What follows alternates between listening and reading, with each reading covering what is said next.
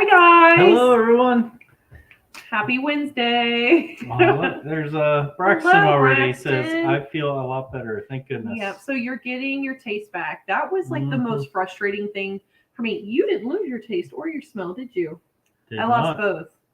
And that was pretty frustrating not to be able to taste like your favorite comfort food when you're not feeling the best. Obviously, because I kept eating as normal, so not lose any sense of Didn't lose taste. me since I still don't smell things correctly. Mm-hmm. There's still certain things that like they smell very chemically to me, like pepper smells, or like really bad smells. Except there was a couple weeks ago, she kept saying that something smelled like chemicals and thought it was my car. Like, I think you said it even smelled like gas. I'm like, great. I did. It's like it smells like chemicals and so bad. It in was here. some type of antibiotic that she was On my using for her farm coat, goats. yeah. I was wearing And it my was farm coat, and I didn't even think about it. And I was like, oh, it's me. Yeah. But I was like, something like, is this a COVID thing? Like, because I'm the only one that smells this chemical smell. Yeah. And he's like, no, I kind of smell it too. Yeah. That means it's not COVID. It's definitely her coat. So yeah. Hello, Betty Randall. Hello, Betty Randall. Farmer Farmer Brad. How's everyone doing tonight? We are fantabulous. We're halfway through a work week that's been extremely stressful. On my part, I feel like it's been extremely stressful. Mm-hmm. How has your work week been?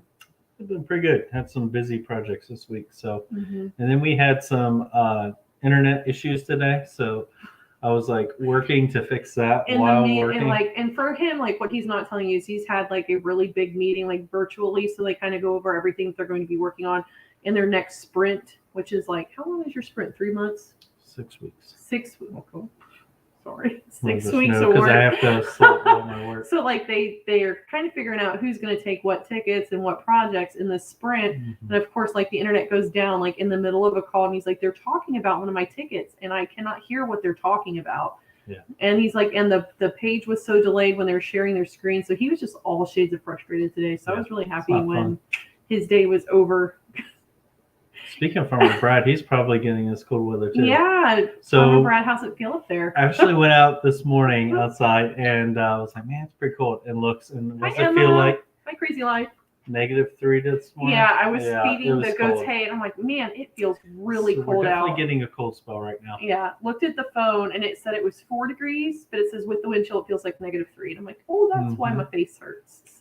So for those Tiger King fans out there, it's definitely that meme that they showed where it says, hey, I'm constantly hearing my furnace run. It has the clip from Tiger King where he says, I'll never financially recover from this.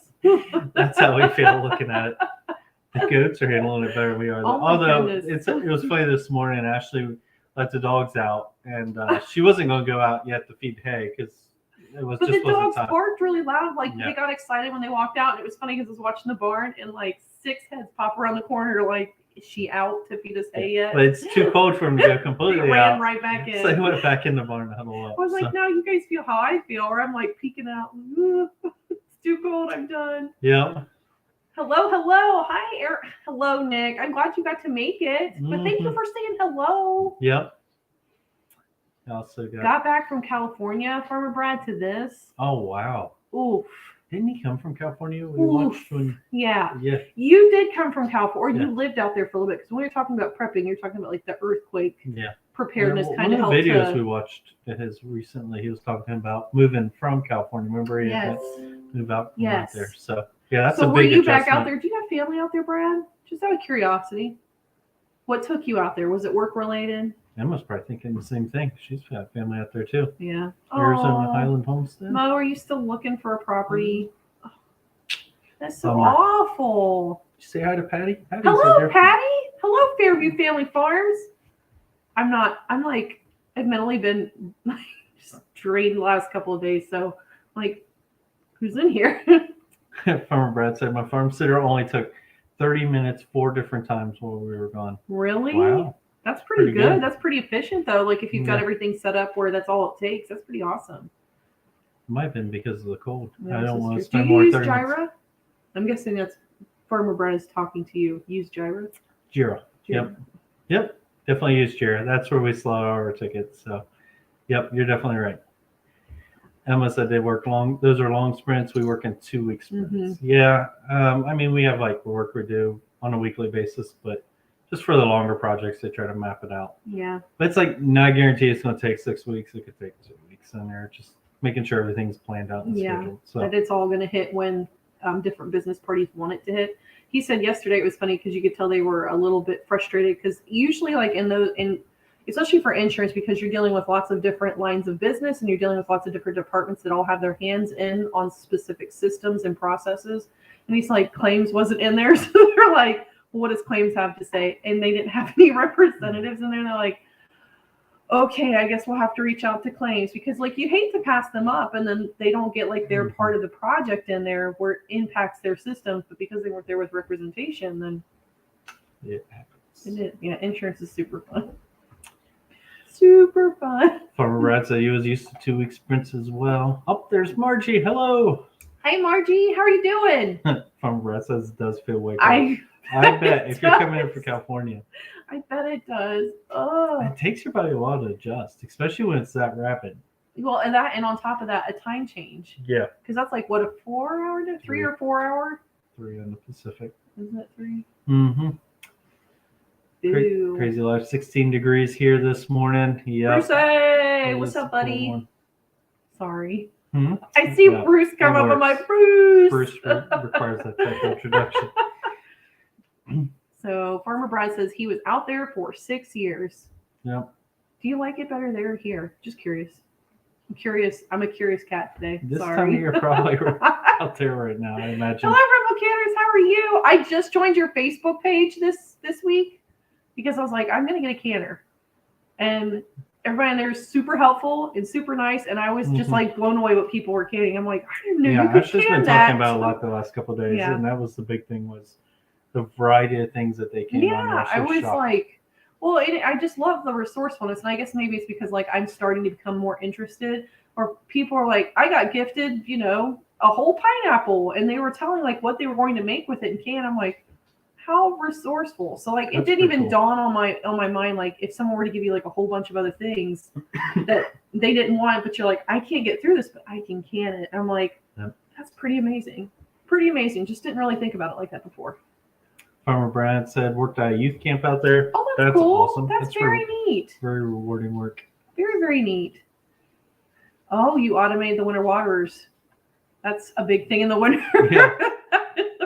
That's pretty impressive to automate a winter water. Yes. So I imagine there has to be some type of heat involved because wintertime here, things freeze up. So yeah. Tina Ladybug. Tina Ladybug, how are you? Welcome. Glad to see you in here. Farmer Brad said where I'm at now uses Monday, which I'm guessing is another scheduling development software. So I'm not sure with that one. You're so smart. I don't like Mondays, so I don't know if I could work on Monday. Every day you have to go into Monday. Like, no. True. That'd be rough. Crazy Life said, I'm also waiting for my student loans to come out of default at the end of March. Take the loan amount to a higher level, I hope. Oh, well, good. March will be here before you know it, too. Can you guys believe we are only 53 days away from spring? It's crazy. 53 seems like a really big number, but then when I think of how fast these weeks have been going, for us, I know like winter is really tough for people and having like seasonal depressions and stuff, but we've been so busy that I haven't had time to think about. I curse that there is not enough daylight in a day right now, but we stay relatively busy, so we're outside a lot. But when I think about that, I'm like, that's like, what, 7-8 weeks? I'm like, that's nothing. Like that will be here before you know it. We'll be in the midst of kidding already. Because I think we are 40. Although days like 49 days away.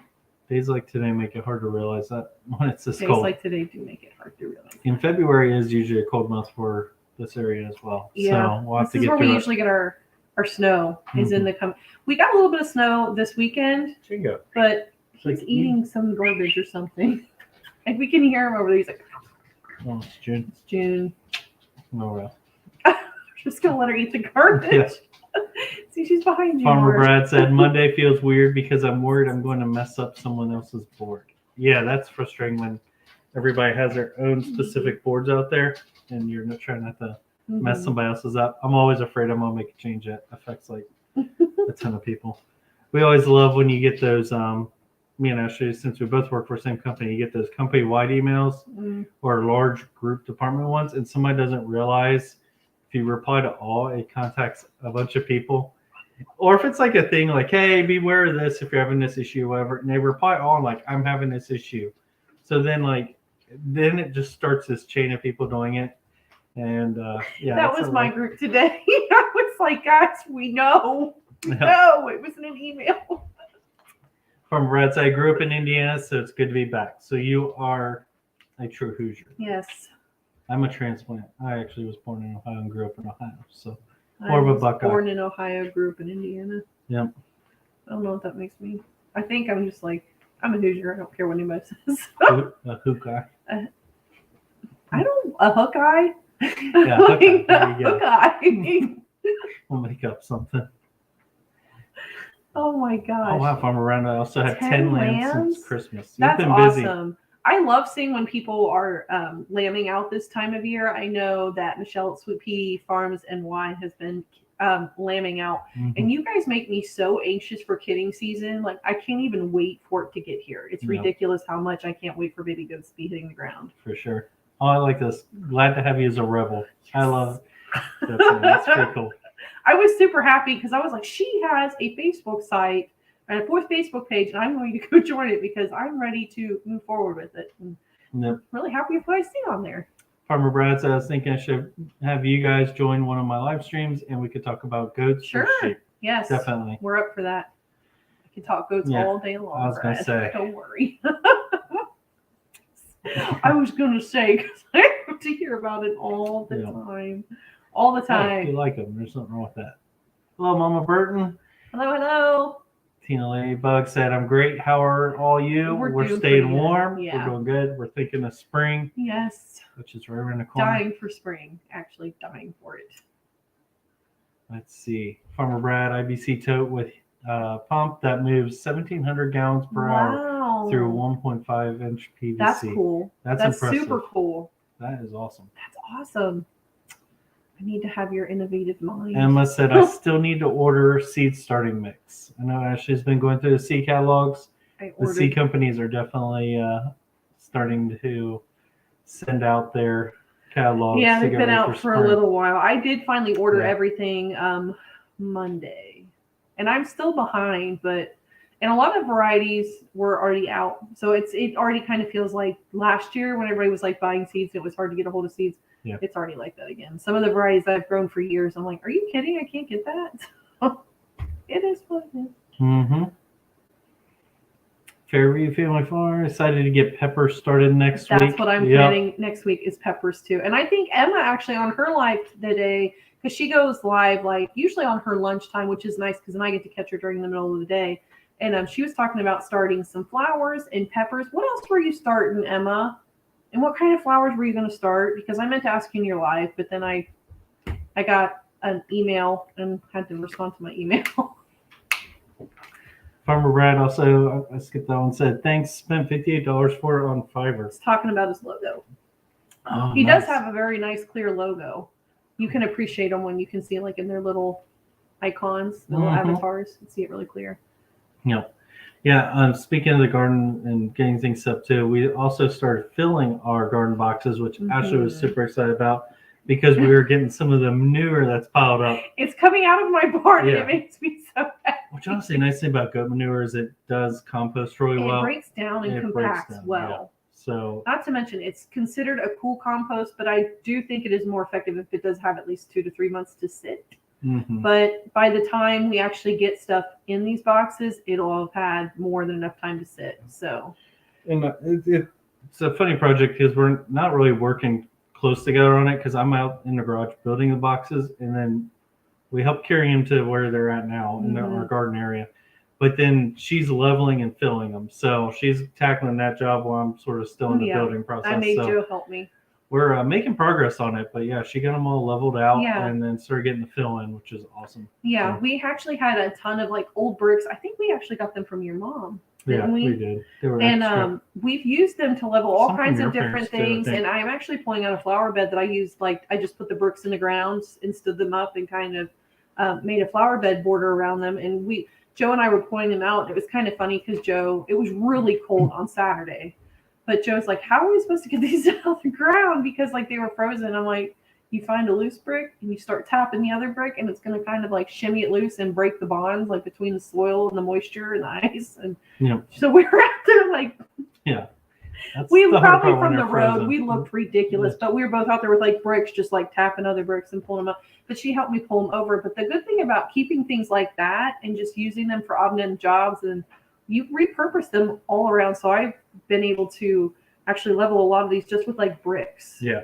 And those boxes are heavy. It's close up the house and it's graded away from the foundation, of course, for drainage. Yeah, so like the furthest box definitely has to be leveled quite a bit. And we'll be putting in like lots of mulches around the outsides of these boxes, like the natural mulches that are not treated. So at the end of the season, I can literally pick up that mulch or shovel it and put it into our raised garden beds and use that as a mulch for the wintertime. But then that also decomposes and composts over the wintertime to add back to our soils. And we'll be putting in mulch probably like every other year is probably where I would like to be with that.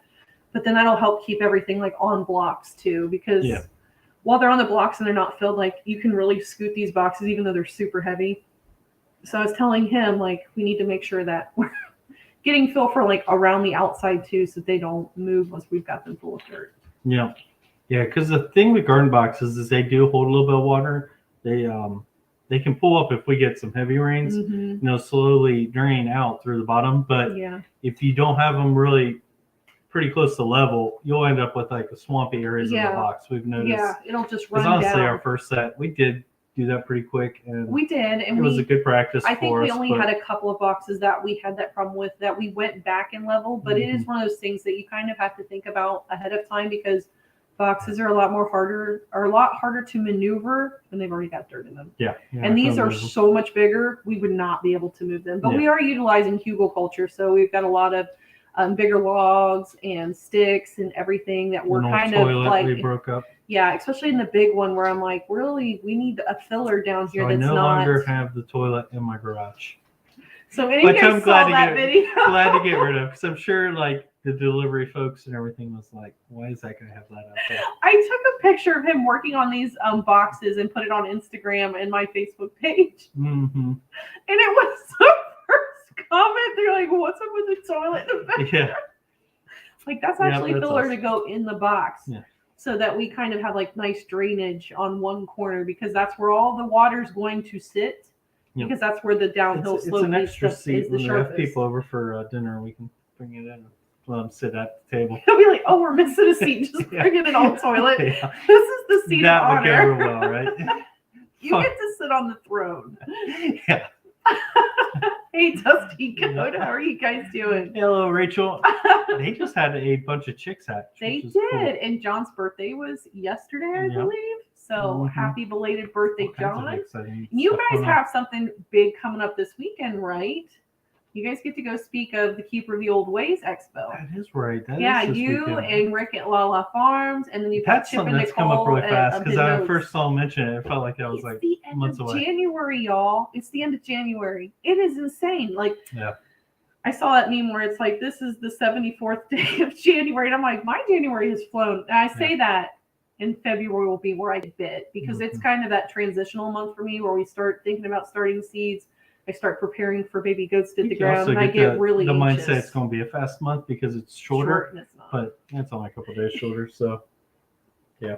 It's a special type of cruel and unusual punishment from Mother Nature is February. Oh, yeah.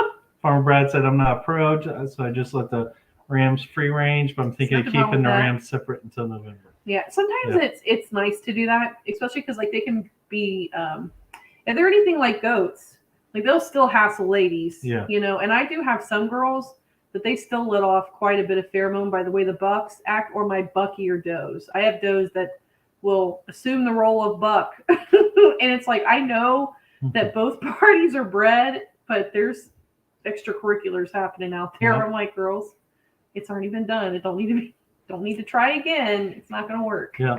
Hello, White Shoulders and Randy Smith. Yes. How are your bottle babies doing? Yeah, they were one that had a ton of them hit the ground lately. Yes. That's crazy. It's okay. I'll go badger Rick later and be like, you held them up. Darren's here tonight. Said, hope you're Darren. doing amazing tonight. Mark, good thing I missed SHOT Show this year. The Fauci ouchie was everywhere. Yeah. I won't lie. There was a ton of products that came out. You can ask Ashley. My RTV That's is all just I heard. running with the coverage. It was actually on right before we got on our live. Yeah. He was still watching videos from it. Yeah, one booth had a couple, like, of course they always try to bring in like known people, well-known names. Yeah. And it had I think it was Chris Kale from Five Finger Death Punch. Yeah, Horny Mike from Counting Cars. Yeah. He's looking so old though. We were just saying, like, I remember when he was like a young dude. Well, if you watch that show, but he was on there. I hate his hat and his bandana though. I'm like, dude, he always has the horn sticking out of his bandana. Or wait, though, the lead guy wears the bandana. But he always has a bandana with horns. Sometimes they're little horns, sometimes they're big horns, but he's horny. Yeah, and of course for this show, they were like 3 feet long. They were huge. Bedazzled, like very flashy. So Emma says flowers I'm starting are dahlias, nostratum. I don't know if I said that right. And marigolds later in the month. Peppers, paprika, Anaheim bell, Hungarian yellow wax, jalapeno, New Mexico, and serrano. Whoa, got a lot going on there. I think Ashley's going to be also branching out into some new ones. With she always tries a couple different peppers. Yeah, I'm not doing anything really hot because with the amount of small children that come to the house and are notorious for running through my garden and just snapping up whatever they want, I'm just I would be horrified if someone grabbed like a really hot pepper that they weren't supposed to get a hold of. So it's all sweet and sweet peppers outside of jalapeno because they at least can recognize a jalapeno and they know, like, guys, try not to touch these. Is Anaheim a pepper? Yeah, I'm pretty sure Anaheim is a pepper because she's got bell and Hungarian yellow wax. I know those are paprika peppers, jalapeno peppers, New Mexico peppers, serrano peppers. Emma, which one's the hottest out of those? Of course, I know jalapenos are sort of spicy. Yeah. Wonder if the serrano and stuff is hotter. Enjoy growing the dahlias. I always want to buy so many dahlia tubers, and I never get around to it ever. But I'm not really good about digging up tubers or bulbs at the end of the season. Like if they can be reused, it always catches up. It does catch up with us. Like I always think it's not late enough or it's too early, and then before I know it, like it's way late. It's way late. Hello, Bob or Steve. How are you? And we didn't get to catch on Rick's live on Lala, but he was messing with a carpet python, I think he said. Yes. Which just sounds super cool. I know. I wanted to stick around. I'm like, dang you. Yeah. Margie said, don't forget the thumbs up. It's showing 5 on my side, 13 here. Yeah, yes. Come on, Thank guys. you, Margie.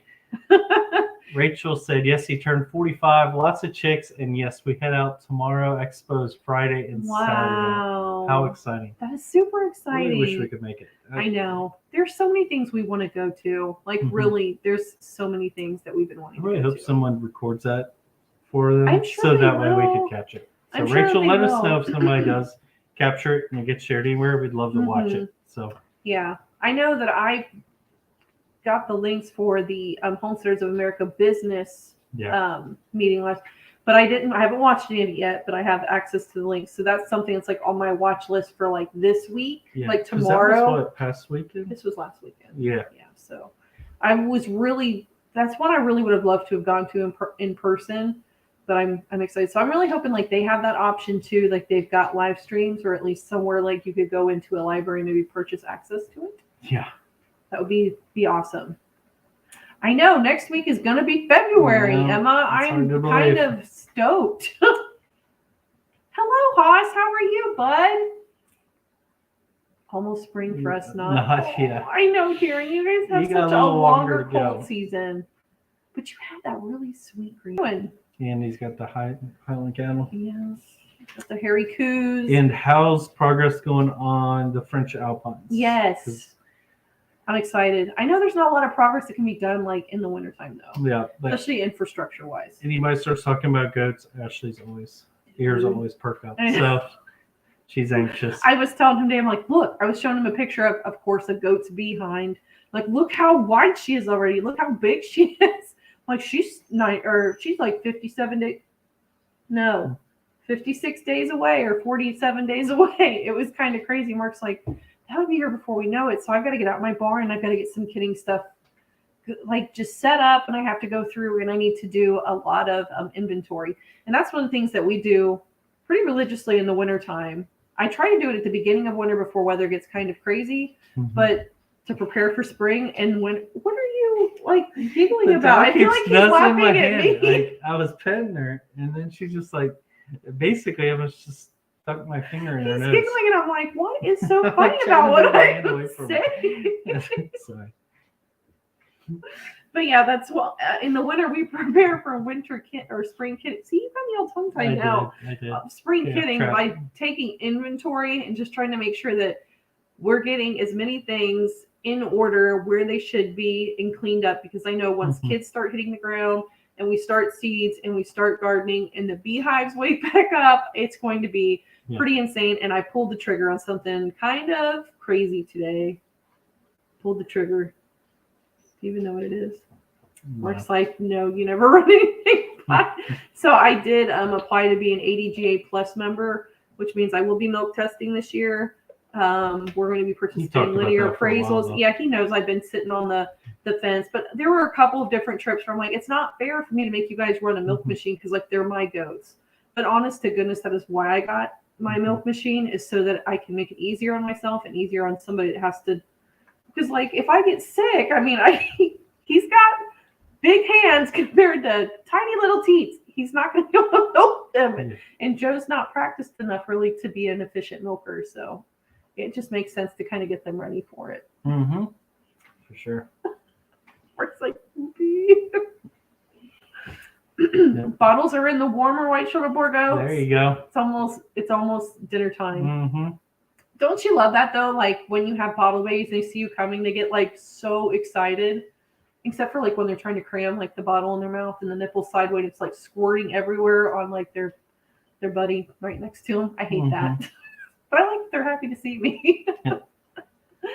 Oh goodness. So if you grab a hot pepper without asking, it's a self-correcting mistake. But then I worry because then they're at my house, so they're basically my responsibility. And I don't want someone to like to call me like, we're going to the emergency room because like your kid's face is on fire right now. Rachel did say they're going to video it, so we'll have to keep an eye out. That's good. That'll be awesome. So the hottest peppers I'm growing are jalapenos in the serrano. The serrano, I don't know. I'm probably butchering that, Emma, because hooked on phonics. But they're not considered to be that hot. I'm planning on pickling them. That would be awesome. Yeah, we like them a little spicy, but they do get hot after pickling. Yeah, they can. And you get 1 or 2 peppers in with your pickling, and they're still going to get like fiery hot. That brine just helps it like spread to all the peppers. For sure. I told him on the last batch, I'm like, they weren't hot when I ate them raw. Like they're hot now. Mm-hmm. He thinks I'm a whip. He went to get them. He's like, whew, you weren't joking. I'm like, that's for sure. I know they were hot. They actually picked up quite a bit of heat being pickled. But I never wear gloves when I cut them, so. Bummer Steve said, going great. Derwent the python made an appearance and did bite me, so a bonus. That is a bonus. Not my snake, so careful if he's in his cage defensive. So, yeah. I imagine a snake that big though. If that bites, that has to hurt. Well, yeah, because like then their teeth hook back, right? So it's harder to get them to release your hand because usually when they bite, they're pulling things in. They're not letting it go. What's the best method if you get bit by it? How do you get it off? It's not like a great white shark. No. You're supposed to like punch it in the eye or something or the nose, right? Darren said, we were thinking hot tub tonight, but it's negative 26 degrees Celsius, but still debating it. Yeah, my friend was talking to me. If you can brave the trip to the hot tub. So my friend was talking to me last night. We had a Bible study, and his kids did a hot, cold, hot challenge, which is where you get in the shower in your swimming trunks. You jump out of the shower, you run, like determine how far you're going to run outside. But went outside, did a circle around the house, which it was cold. It was very cold last night. And then jump back in the shower. And I'm like, nope. Sounds funny. I love how others do it, but not me. Mark said he was talking about how the kids were giggling because they were like outside and like he's got 3 little sons and they were giggling. He's like, and here I am, an old man. He's like, it made me grumpier and grumpier. They're just giggling away. It just made me laugh so hard thinking about that. But it's true, as you get older, it's like, this is for the birds. I don't want to be cold. Fairview Family Farm says growing some habanero for the hubby. He likes his salsa hot. There you go. Yeah, that's a hot there pepper. There are some people that they love the hot stuff, but I'm just like, I don't want to have to wear gloves when I pick I them. appreciate that being handled, but that's I just not for do me. too. Receive said just preparing a big tub of beets for preserving. Oh, very cool. Because Ooh, you nice. guys are in your harvesting point of your season, right? Because I keep seeing a lot of like our Aussie friends are posting like pictures of their harvest and they're Yeah. starting to can. So I'm like, this is like the equivalent of like August or July here when So, people start harvesting and like canning. Dwight Schrute with the beet farmer. Do you watch The Office? Do you know who Dwight Schrute is, Farmer Steve? He's a great beet farmer. He's a beet farmer. Darren said wonderful. goats are still in the holding pattern. Nothing to be done right now, unfortunately. Yeah, that's something definitely you want to be prepared for. Don't hit the ground running with those because they can easily cause frustration if you're not set We're up. speaking from complete experience. Yes. Fortunately, she had a strong passion for goats, which made him stick around, but I could see him being like an animal that just causes a lot of headaches. But they are like the Lala number one Farm creature. talked about it, like how fickle they can be. And honestly, on the homestead sites, when someone's like, tell me the animals to stay away from, and one of the most popular ones that gets brought up are goats. Yep. Because they can be very trying animals. Like and it depends. Like if you're pretty flexible and you're willing to put in the work for it, you're fine. But if like you like things just so and you don't want an animal that wants to get out, don't get goats. Yeah. I mean, like, it's kind of ridiculous how they get out of their fencing sometimes. I still have one big fat pregnant one where I'm like, I have no idea.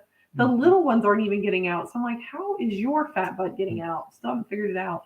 Rachel said we're going to video what we can in between our classes and then make a YouTube. Yay, I'm excited to watch We would appreciate that for sure. That'd be great. Yep. Serrano. Serrano. Serrano. You're not helping yourself by keep saying it like that. Serrano. Serrano. Yep. Serrano. There you go. Good enough. I hope you're ready to be serenaded to sleep with that. Yeah. Emma said Dwight Schrute, he's got the beats. He does got the beats.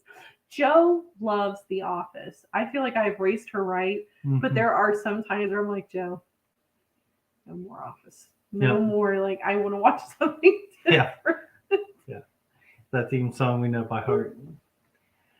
Hello, little Frenchie and Hello, Big little Texas. Frenchie and Big Texas. I'm How sure are you doing tonight? They probably have warmer weather than we do. So. Yeah. Well, I don't know. Texas seems like they keep doing like a little bit of a roller coaster. That sucks for you guys down there. This weather this year's been a little crazy. So. Yeah. I mean, down south has actually gotten more snow than we have here. Yeah. We actually have gotten almost no snow. Yeah, we got a little bit on Sunday.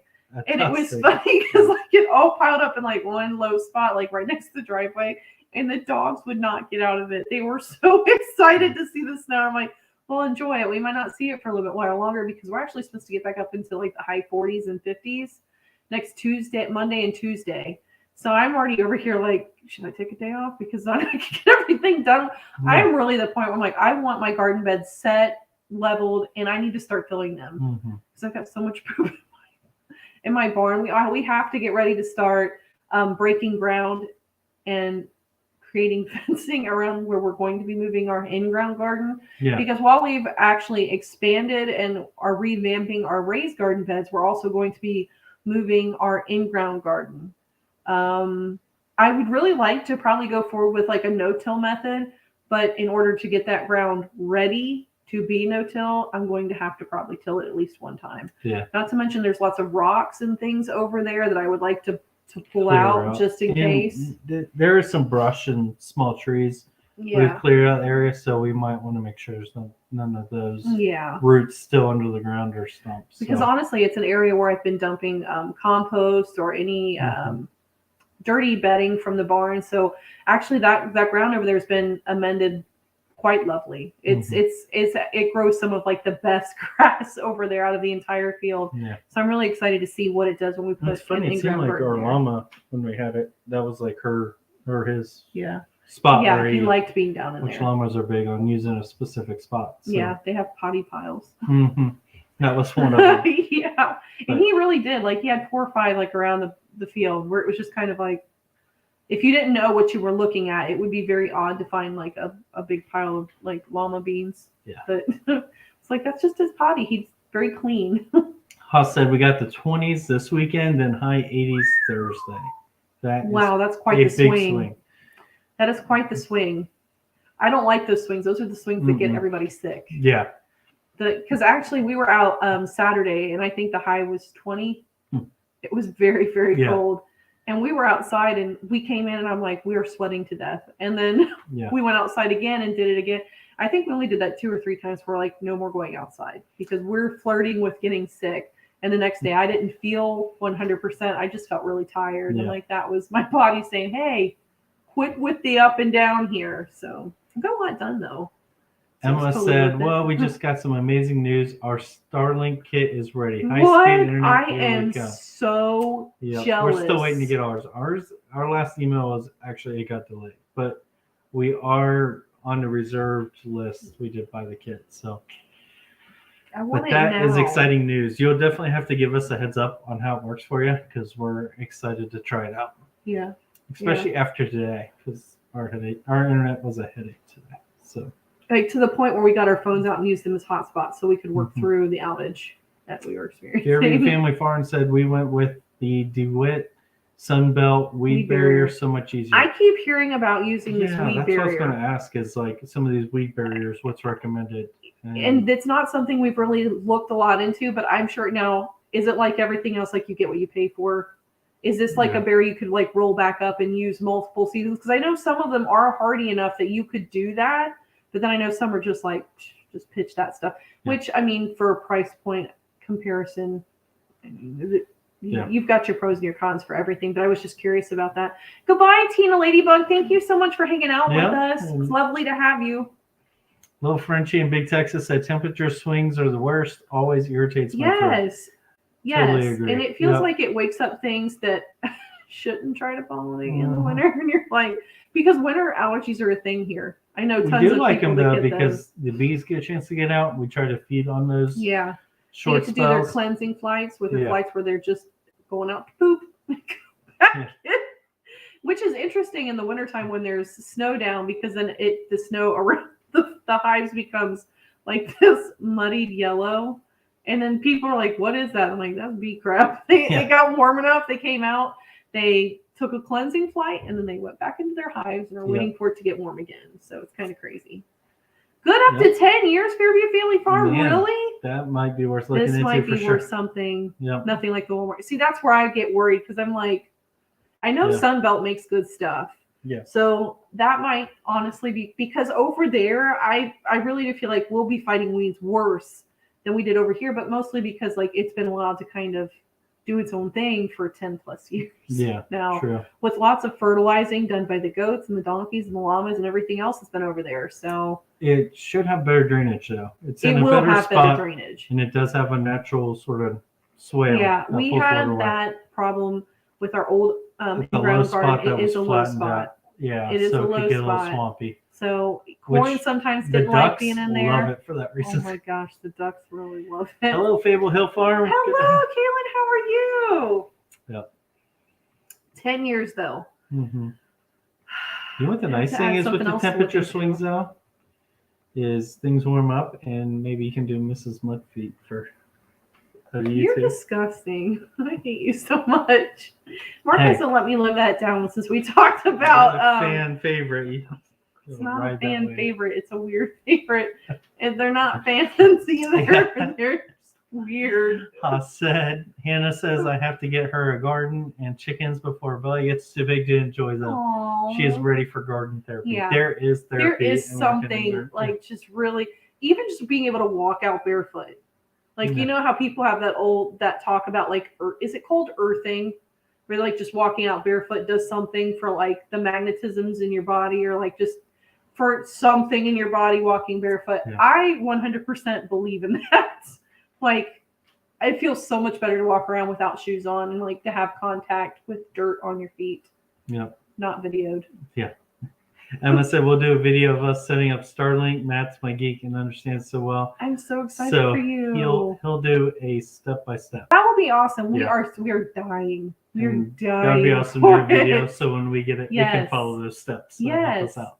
So Kaylin says doing well, and you all, we are fabulous. Thank you for asking. I honestly just let my garden get totally wild with weeds nonstop. That was this last year. I feel your pain, girl. Yeah. I feel your pain. But for us last year, it's because we knew we were getting ready to move things.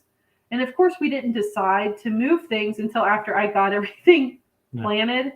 And then softball season happened, and then fair season happened. And then by the time I got back to it, I was like, well, this was a losing battle to begin with because I just didn't have the motivation. I knew it was all moving. So I'm like, why put all this work into it? Turn out too bad. No, that was you though. Yeah. He actually weeded the garden this year. I didn't have to do it. I was like, you do that to your heart's content. Honestly, there was not a lot of other projects we were working on, so it gave me some time to go out there and work on it. It was a funny spell, like where we weren't having.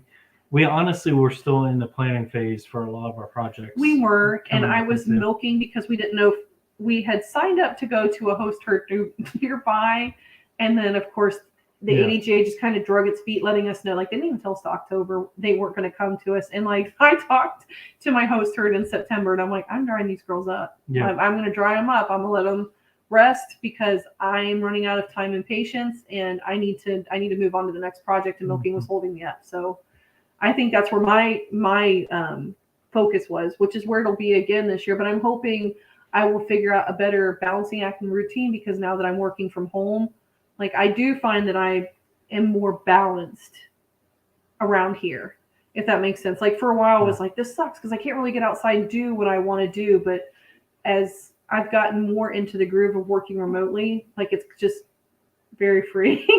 Like when I get done, I do go outside and I do everything, and she break out some of her chores through the day. Like she gets a break, mid-morning and mid-afternoon, and she can go out and let out the chickens mid-morning and then do some at lunch and break up a lot of those chores where before it was come home and then focus on those when you're already exhausted. And then if we actually wanted to eat, then I have to stop and cook, and it was a lot. A ton to have it broken out of it. Yeah.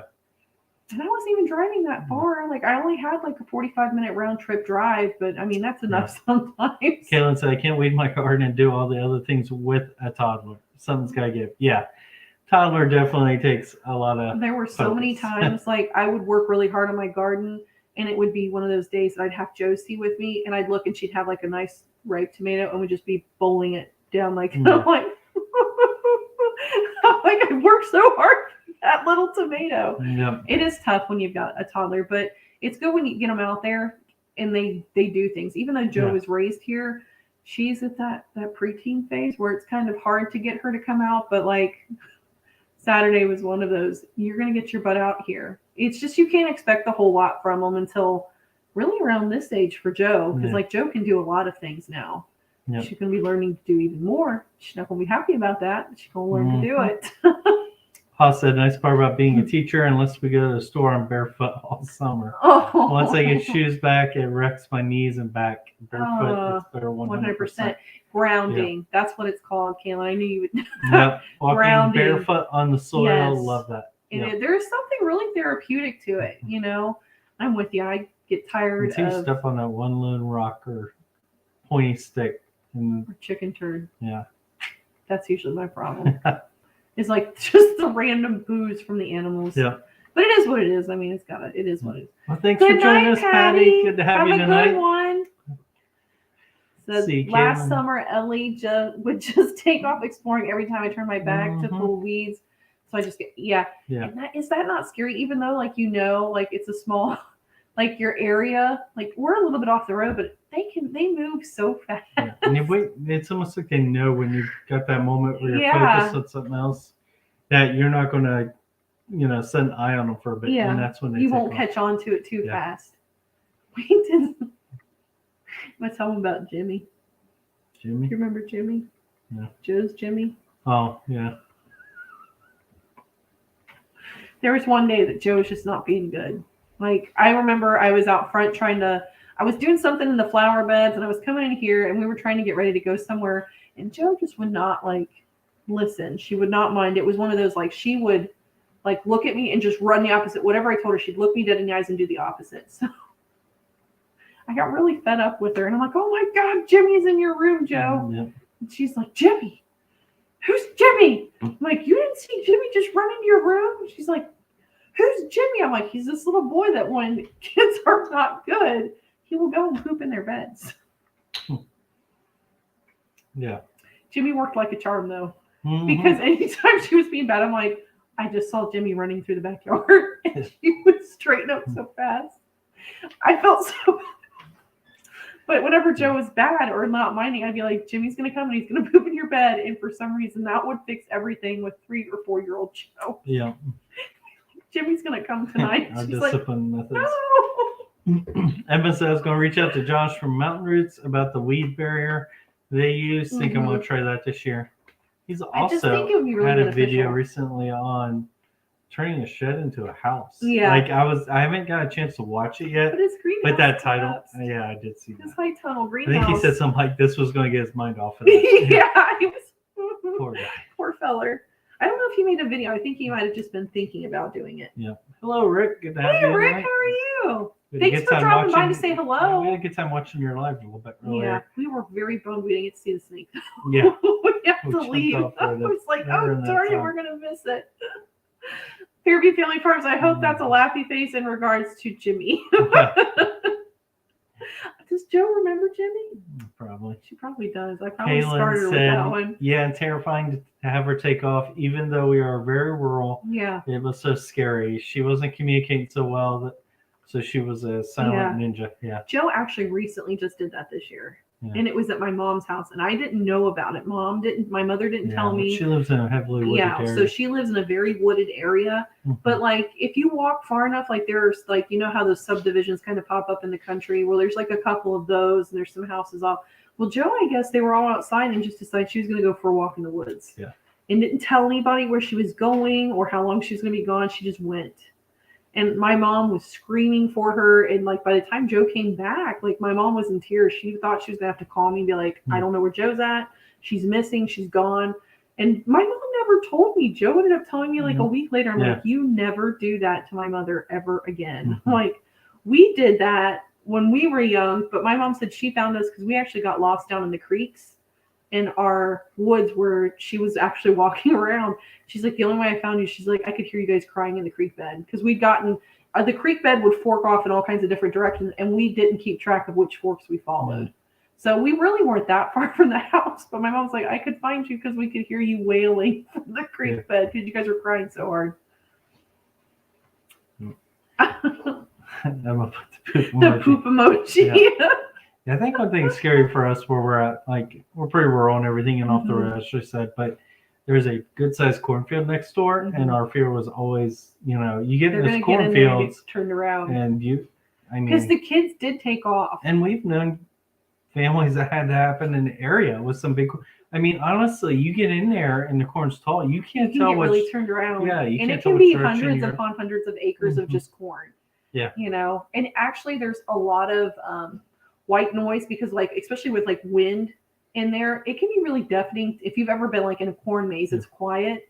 Like if the wind goes through, it's deafening. You can't hear a whole lot. How many people have been in cornfields? I mean, we've gone through a couple corn mazes, or if you're just having fun going through a cornfield, walking through it, hit those big old spiders that are across, you know, the rows. That gives me the EBGBs thinking of that. Because they'll be sitting there and they're just. We were actually in a corn maze with my brother-in-law and sister, and like my brother-in-law just starts dying laughing. He's like, just a real high pitch. I didn't notice it. I don't think you got it either until he pointed out, and he's like, "There is a spider on your head," to my sister, and it was like definitely afraid of spiders. She did that whole, you know, dance when you're trying to get something off of you.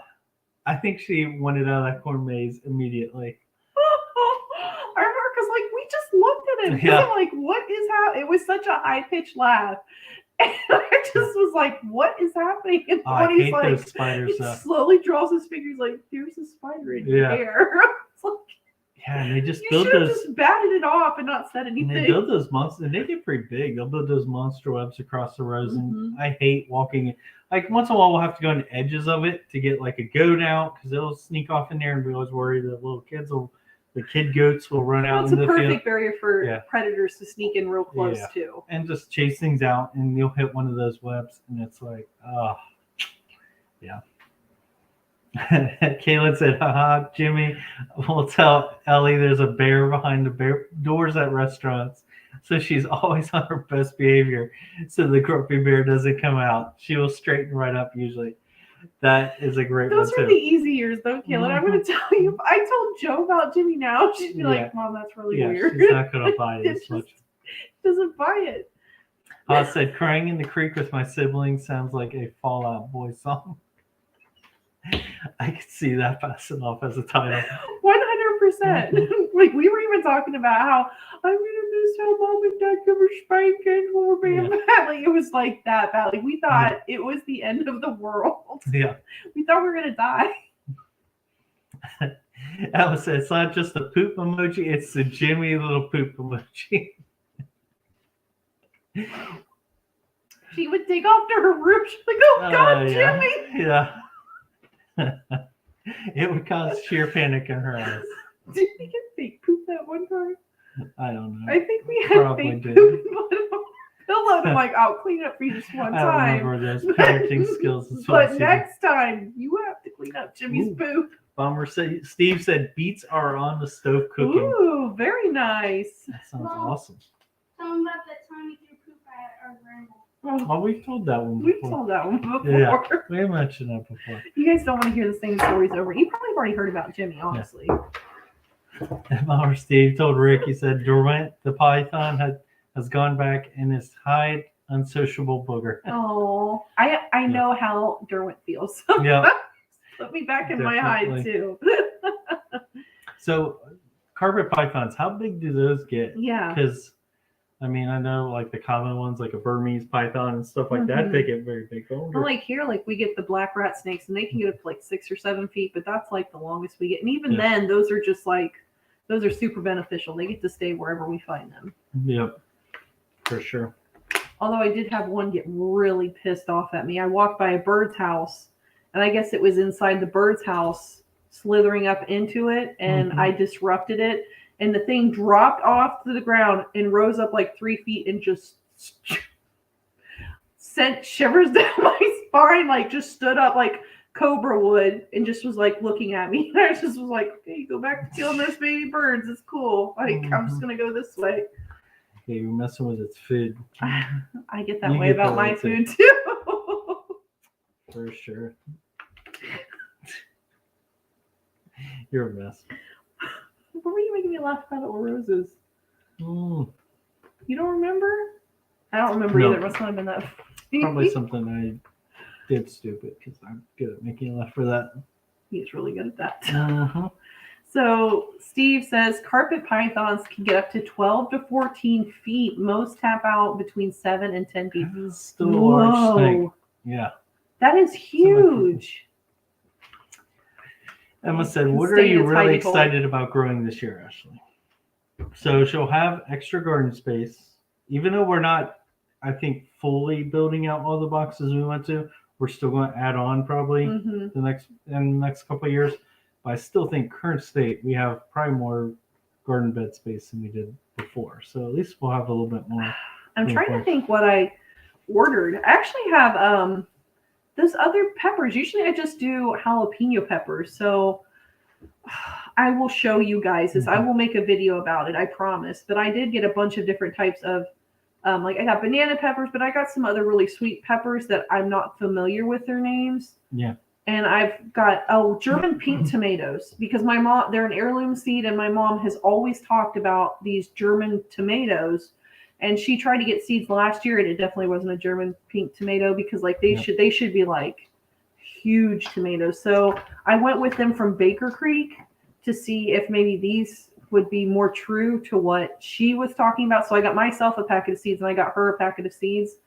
And I'm really excited about that, just because like it, you know, my mom was really a big gardener. Like really, she gardened all kinds of things. We didn't have like a dedicated like vegetable garden, but she was known to like put like the tomatoes in with the flowers, and she would put in all of, like the vegetables she wanted in the flower garden. And she kind of let them have like a companionship with whatever flowers would better benefit them, or could be like a natural trellis to her tomatoes. Yeah.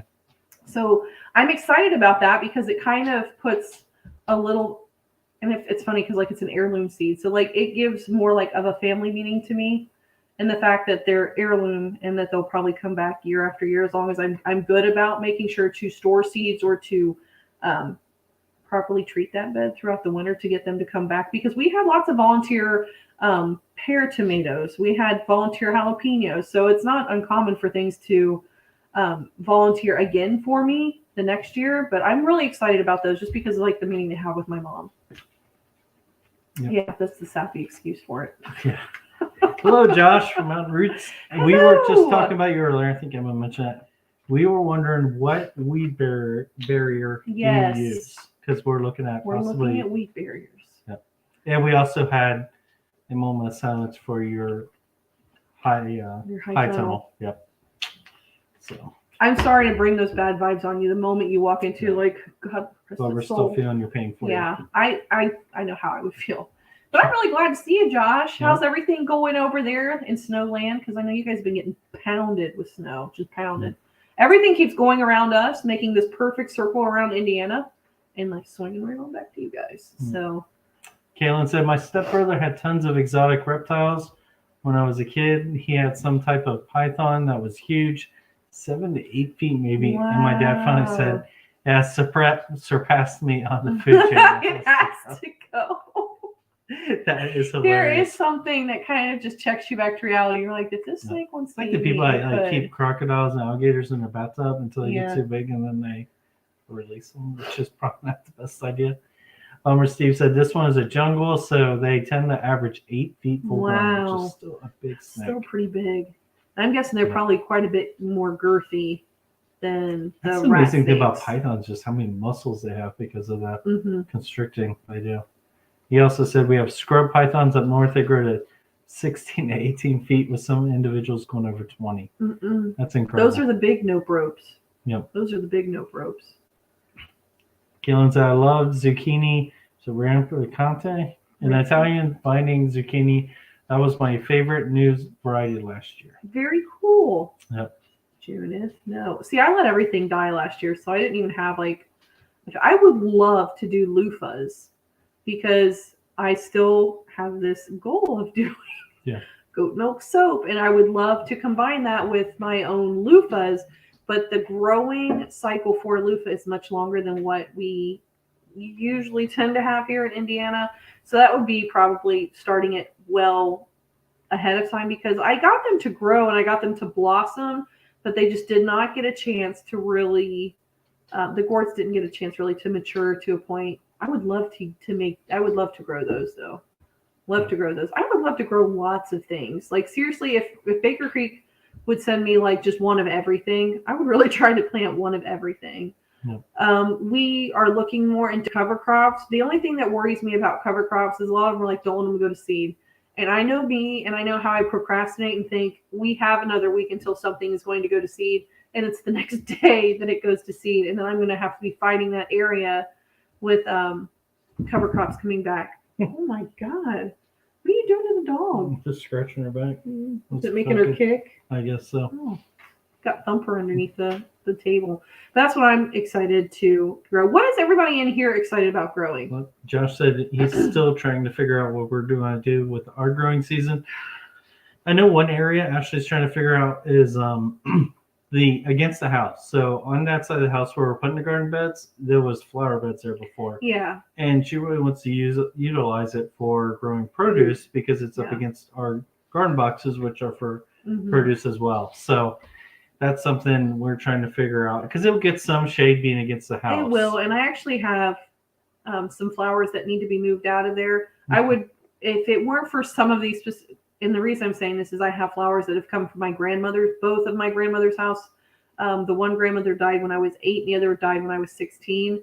And these flowers are from their houses. So I know I have a couple varieties over there that I need to pull, but I need them to come back into bloom first, so I know where they're at.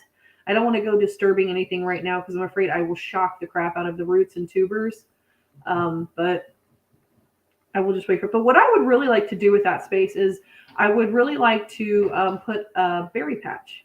I talked to Mark about maybe blueberries or raspberries or blackberries. We're a huge fan of berries anyways. Yes, 100%. And the closer they are to the house like that, the more likely the goats won't find them. Because the goats, if they get out, they tend to eat like my outlaying gardens, they don't usually get over to this point in the garden or in our yard. So I would really like to do that. I actually would love to make most of my flower gardens have some type of berry or herbal medicinal yielding type plant that has multiple uses, because I'm just really starting to look at a lot of my growing space. And even though I love daylilies and I love tulips and all those things are wonderful for pollinators, so they won't ever go away completely. Yeah. I'm just really looking at that growing space and thinking, what a waste. You know, like what a waste. There should be things that I put in here that are both beautiful but have multi purposes.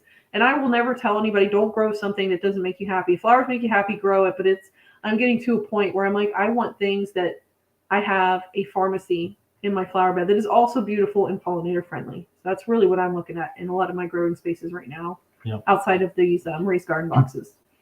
Yep. Fairfield Family Farm said the late frost got all my loofah last year. That's hard. Do you have luck with them though? Because like I really struggle with knowing like how soon can I get them out there? Because I mean, we did have that one year. We didn't get any mulberries. It wasn't last year, but the year before we got that late frost. Late when frost, they were like blooming, on Mother's Day, it frosted so hard, and we didn't get any mulberries that year. Yep.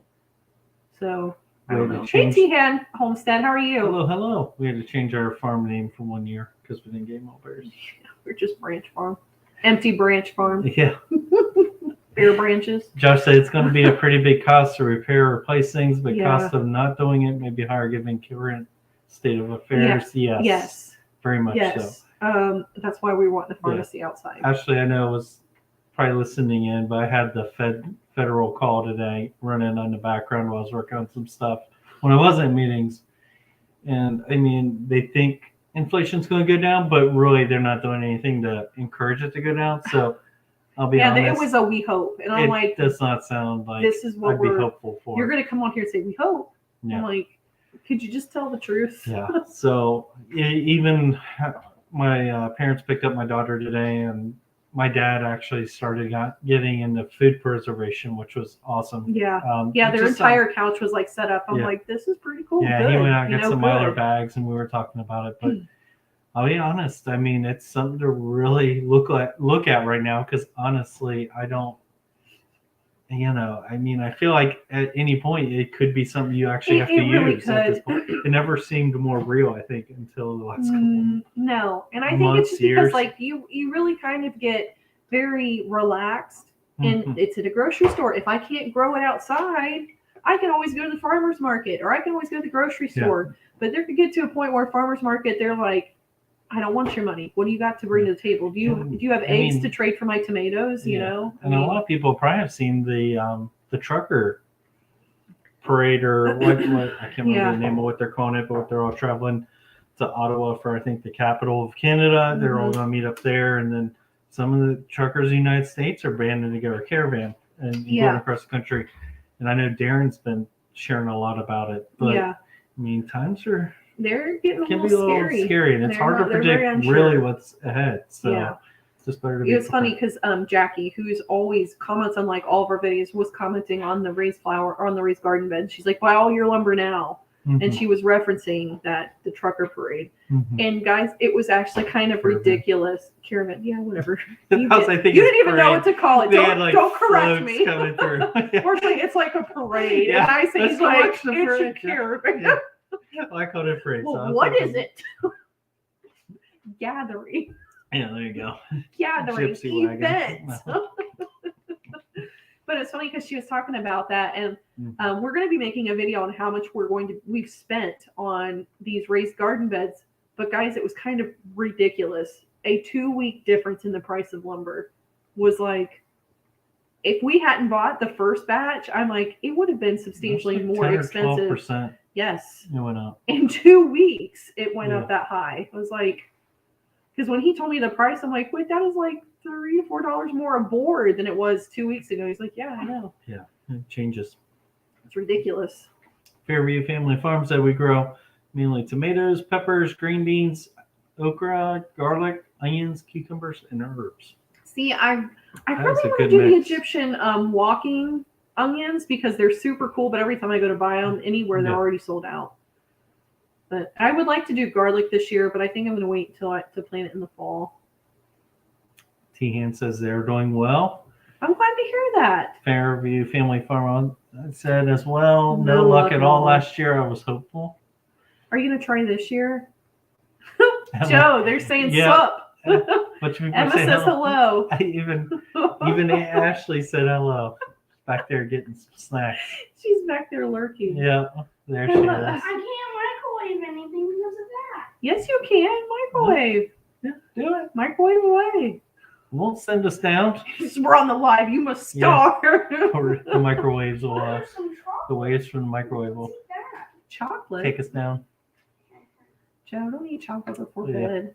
Especially dark chocolate. Get you wrong. Getting another sawmill is on my wish list. That would be cool. That would be really cool. And right now, as big this time as any, that would probably make its money back pretty quick if you're cutting or building quite a bit of projects around the house. So yeah, Joe is creeping, Emma. Mm-hmm. She's creeping.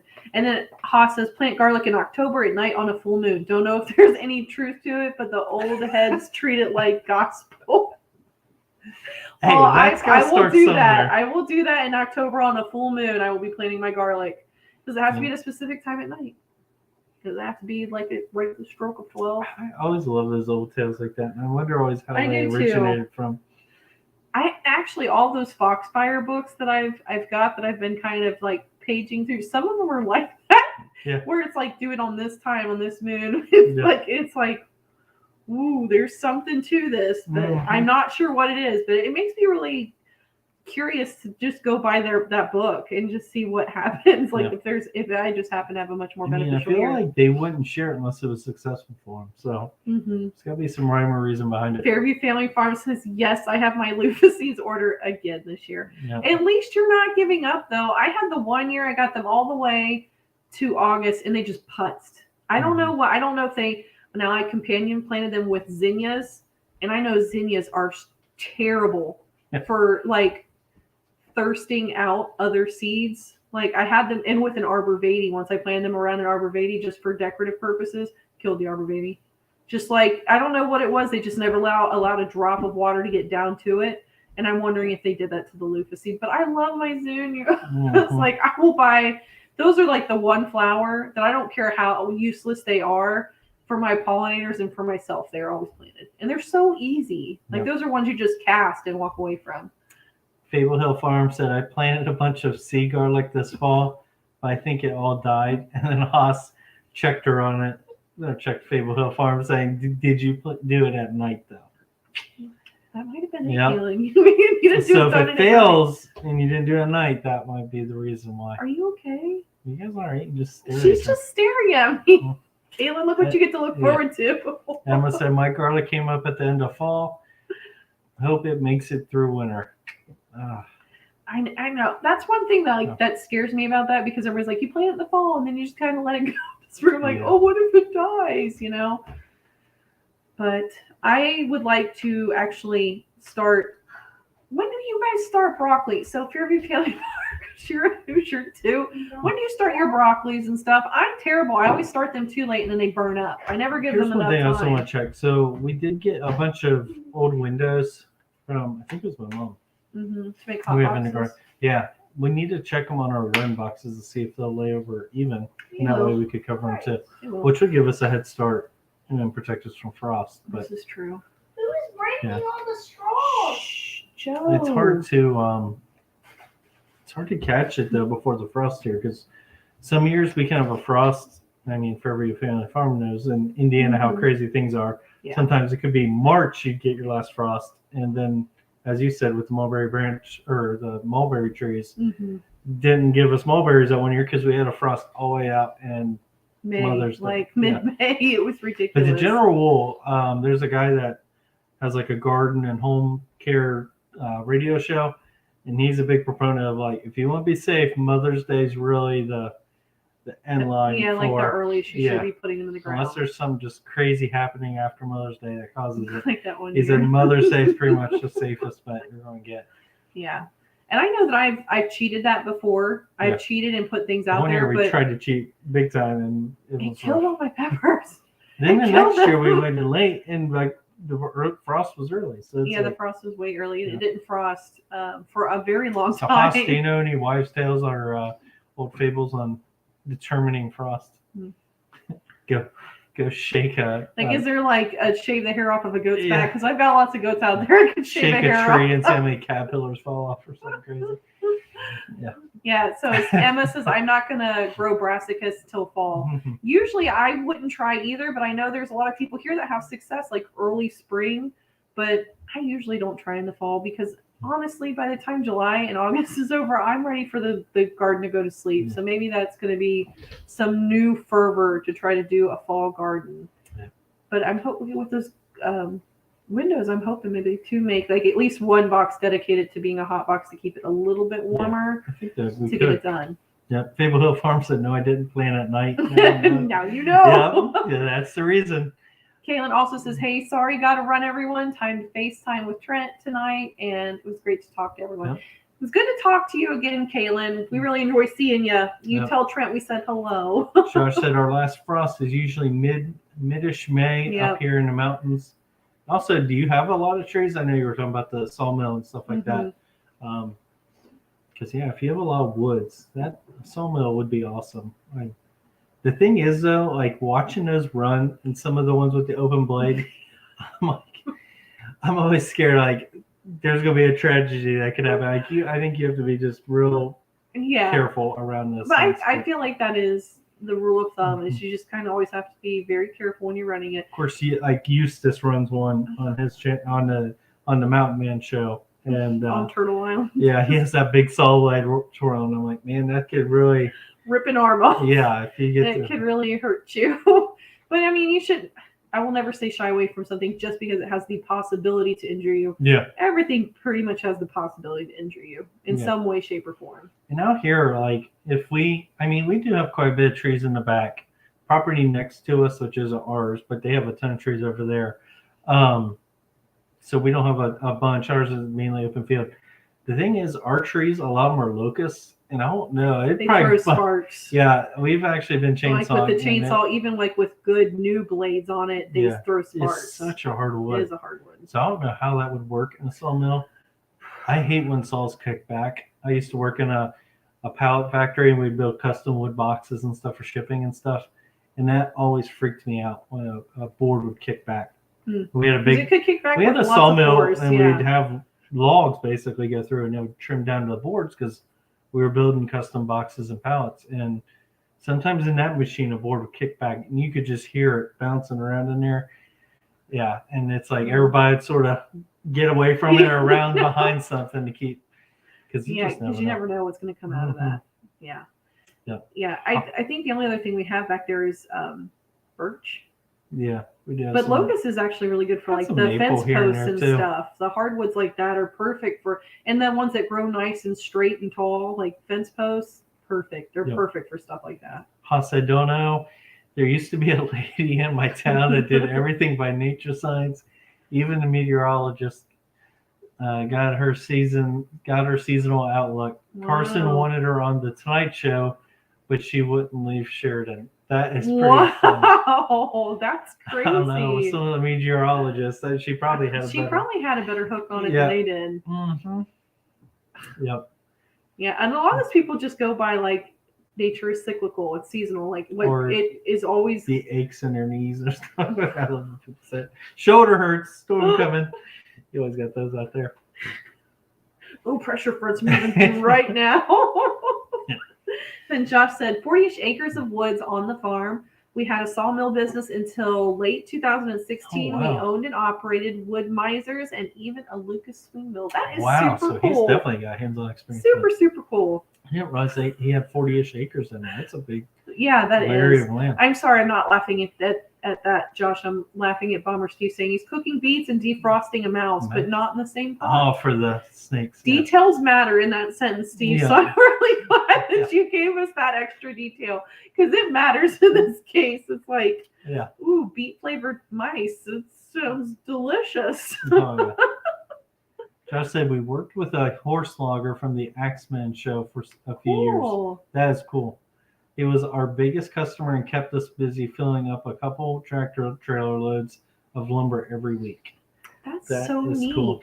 I always appreciate the horse loggers too. Mm-hmm. Well, his wife has wonderful horses. Mhm. I remember you were chopping wood and she came by on Tennessee. Tennessee's just beautiful. Mhm. She made me miss horses. Yeah. And I had to go out and hug my goats for a couple minutes. I'm like, okay. I'm okay. I can get through this. Parents, as we said, have a lot of woods, and they actually had a guy come in and do some logging on their land. I mean, they had some big trees, and big old trees. They put the house in the middle of the woods, which is beautiful, but over the years, with some of the winds and the trees getting older, they've had some very close calls, and I think that got them a little concerned. I'm telling you, and he can testify to it too.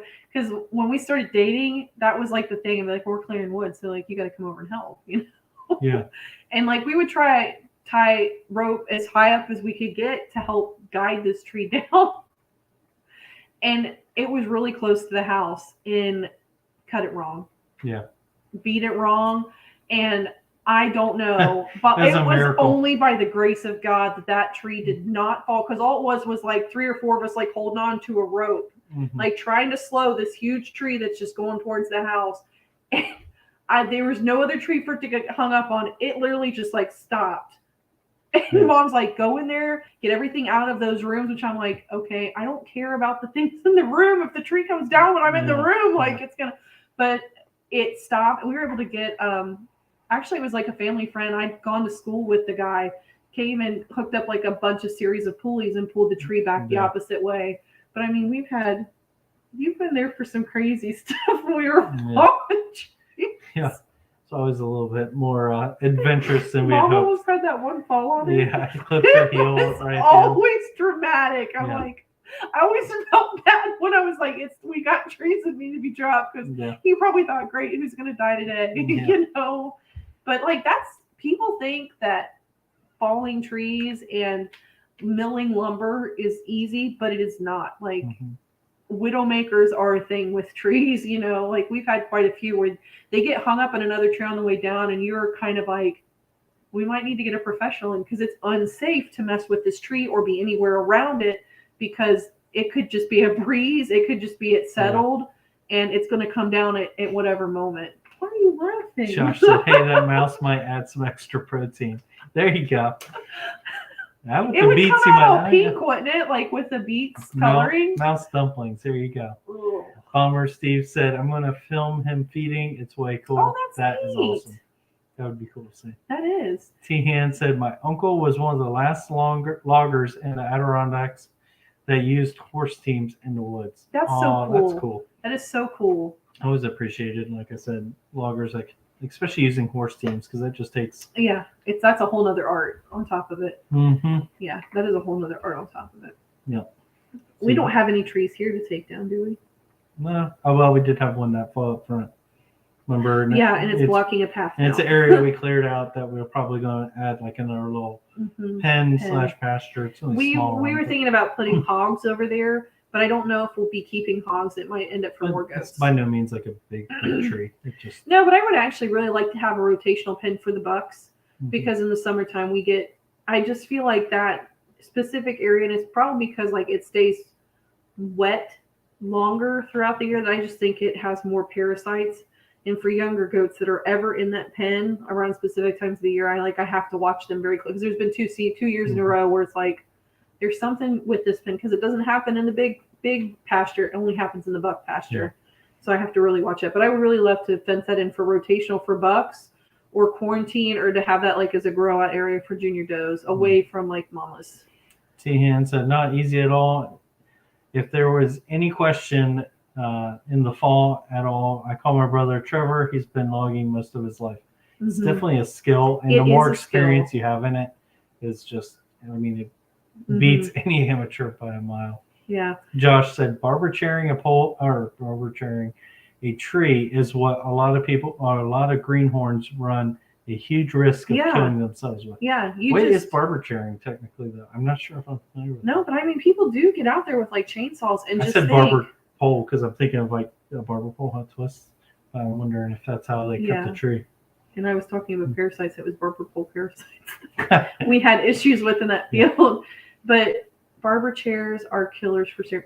Tell me what a barber chair Yeah, is, because like we've cut down trees, but I've never heard that term I mean, we before. just always wedged them and cut them. Yeah. And but even like a tree coming down and kicking back the wrong way, or splintering and throwing splinters. I mean, it was really like one of those things where it's like, it's not for the faint of heart. I always get really, really kind of freaked out when someone's like, "Oh, we're just going to be dropping trees," and you know that person's never dropped a tree in their life. Like, there is a little bit of an art to this. You may want to have someone there that can show you and talk to you, because I mean, it really does take a special eye to look at a tree and be like, you know, by the way it looks, like, you need to be it this way. This is the direction you need to take it. Or if it's like a windy day where you can't drop it unless you've got some type of guide or pulley, because it's not going to fall the right way. I feel like it's something like just seeing a little bit of loggers watching on TV and stuff like that. But the one that helped your dad out and stuff came over, like, they know so many little tricks of the trade that makes their job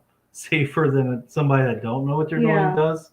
I mean, it's definitely worth. Yeah, it was crazy because he like set up like 6 or 7 pulleys that were kind of just all working off of different trees to angle this tree and put. Because like, I'm not even joking. Like, it was like this over the house. I don't know how it didn't fall. Like, that was really like one of those moments. Like, I'm like, there's a God, because there's nothing in this world that could have stopped that from happening. You know, like it just was one of those, like, and it would have taken the house. It would have come down like right in the middle of the house. They've had trees fall on their house. They had one fall, like, come right through like the corner on Thanksgiving about 2 years ago. I remember that, because then I was like, do you need to have Thanksgiving in our house? But it's kind of crazy. Said barber chairing is where you're cutting the back end of the tree and the tree splits, falls, and the leg where you cut comes back at you, leaves a stump looking like a chair. Ooh, I know what he's talking about. I know exactly what you're talking about. I didn't know that was called barber chair, though. Okay. But that makes sense now. That does make total sense. And those are sketchy. Yes. When it does that. Yeah. Wow. I could see why a lot of people get hurt doing that. Yeah. But do we do that wrong? I always was taught to like be in the front and then be in the back. It kind of guide like how you wanted it to fall. But I could be wrong. We just there were moments where it was like, that was close, guys. That wasn't funny. You know, like, we really could have been hurt. We just had a lot of luck. Haas said that's why learning trades are for young people.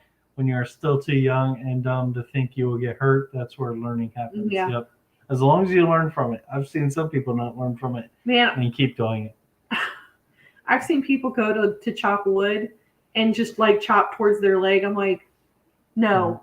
Like, no, you don't chop it that way. We had a notching machine, and it would, if you look at pallets, they'll of course have runners on them that have the notches where you'd run a forklift in, and you'd set this basically 2x4s, depending on what width, whatever.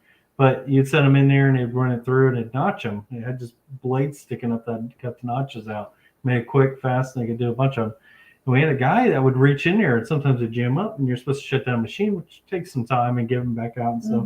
Instead, he'd reach in there and try to dislodge them over, and he got told several times not to do it. And one time, it was actually right before I started, so they definitely told me this story to make sure I didn't do it. But he reached in there, and it caught his hand and basically took his hand off right below the elbow. And actually, there was like thin metal on top. And where his face got pulled in, you could see scratches on the metal where his teeth supposedly scratched some of the paint off the metal. So, yeah, that working with tools is definitely a risk. So, it was nice for you to be here with us. I'm going to roll out now. Watch where you point your axes. Yes. Quite a few people are like, no. You never chop towards your leg ever. Or make sure your axe heads are secured solid, because I've seen those come off too. Especially an old axe you buy from the flea market. It's a little wobbly. Yeah. There have been lots of instances where we've been around people. I'm like, you are not allowed to use that tool. Yeah. Like, you give me the tool. You're not using that tool. On that note, we better wrap up. We are going to wrap up because we're starting to get tired and we have to be up to get whole things done tomorrow. Yep. But I know Betty's like, ew. Yes. Mark told me that story and I was like, it still makes me feel sick to my stomach just because it's like, you get like a phantom pain where you're like, oh, it's like, I can almost feel like it's happening. But sadly, it was a young person too. So had a lot of life left to go with missing a limb. Yeah. All right. But it was great talking to everyone. So good to see everyone tonight. We're always glad you guys stop in and hang out with us. We are thinking about going every other Wednesday because we're starting to ramp up for spring and we need the extra time for some of this stuff. But just watch because I will make sure to let you guys know when we're having a live. We might not next week, but we might. We're still kind of on the fence. That's helpful. Is that helpful? Yeah. We're not having a live next week. We'll have one the next Wednesday. Okay. Are you good with that? You okay you're with the that? boss. Yeah, we will post for it. But we hope that you are all staying safe out there and being kind to one another, and we will catch you in the next one, guys. Bye, y'all. God bless.